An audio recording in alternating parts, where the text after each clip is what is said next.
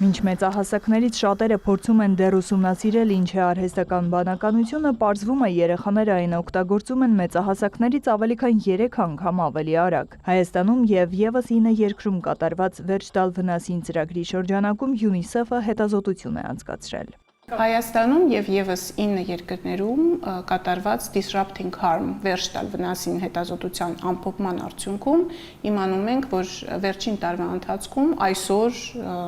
հենց հիմա մոտ 20 միլիոն երեխա այս 10 երկրներում օգտագործում է արհեստական բանականություն։ Դա նշանակում է, որ արհեստական բանականության հետ կապված այնպիսի ռիսկերը, ինչպիսին են կրթական պրոցեսներում, կոգնիտիվ վատթարացումը, էմոցիոնալ կախվածությունը և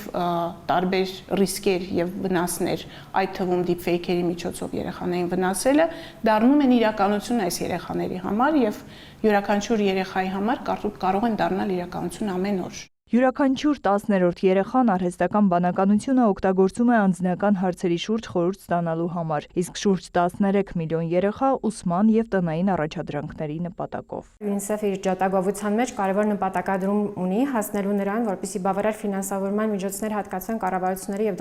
դոնորական համայնքի կողմից, հետազոտելու այս հարցը և թույլ տալու գնահատել, թե երկարաժամկետ, կարճաժամկետ կտրվածքում ԱԲ-ն ինչպես է ազդում երեխաների կրթության վրա։ Տեխնոլոգիան շատ ավելի արագ է զարգանում, քան կրթական համակարգերը հասցնում են արձագանքել այս զարգացմանը։ Հետազոտությունը առավել շատ անդրադառնում է ռիսկերին, այդ թվում կոգնիտիվ բեռնաթափմանը։ Խիստ մտավոր ջանք պահանջող հարցերը պատվիրակում են արհեստական բանականությանը։ Սա կարող է հանգեցնել նրան, որ ժամանակի ընթացքում մտավոր ջանքերի պակաս կիրառման արդյունքում կոգնիտիվ ճանաչողական կարողությունները երեխաների հետընթաց ռեգրես են ապրում։ Սա տանում է նրան, որ երեխաները մեկուսանում են, պակաս մոտիվացված են դառնում կրթության մեջ և ուսուցչական զբաղական համայնքի հետ մեր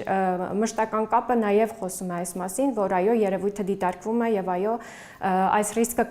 կառավարելու անհրաժեշտություն և կարևորություն ունի։ Հետազոտություններով բուն կրթական նպատակով ստեղծված արհեստական բանականության գործիքները բավականին արդյունավետ են և երկարատև ու կայուն կրթական արդյունք են կարողանում ապահովել երեխաների համար, ինչը չի կարելի ասել ընդհանուր կիրառման արհեստական բանականության գործիքների մասին։ Շատ կարևոր է, որ այդ հնարավորությունները լիարժեք օգտագործելիս երեխաները նաև լինեն պաշտպանված և դրա համար կարևոր է, որ արհեստական բանականության գործիքները լինեն անվտանգ, երեխաները և ծնողները ունենան այն գիտելիքները և հմտությունները, որոնք թույլ կտան իրենց ճիշտ խուսանավել այս թվային դարում և մենք իսկապես ունենանք շատ